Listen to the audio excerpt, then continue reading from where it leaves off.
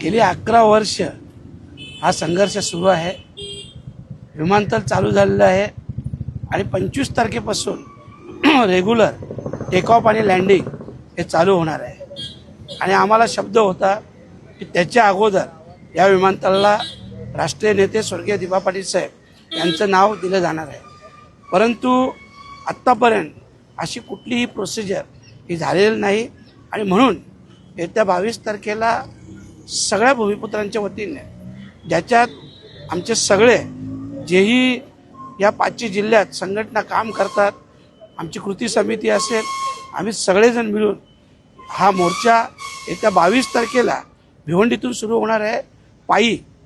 पायी दिंडी सोहळा असेल आणि तो थेट विमानतळापर्यंत पोहोचणार आहे। आणि आम्हाला आमची मागणी जोपर्यंत मान्य होत नाही तोपर्यंत हे आंदोलन चालू राहणार आहे।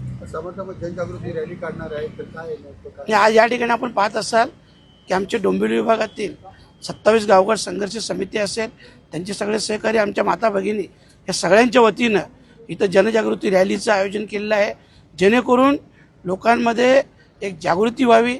आणि मला कल्पना आहे की याच्याने लोकांचा देखील उत्स्फूर्त असा पाठिंबा, सपोर्ट हा या आंदोलनाला असणार आहे। आणि म्हणून त्याच्या संदर्भातच जनजागृतीसाठी रॅली आहे।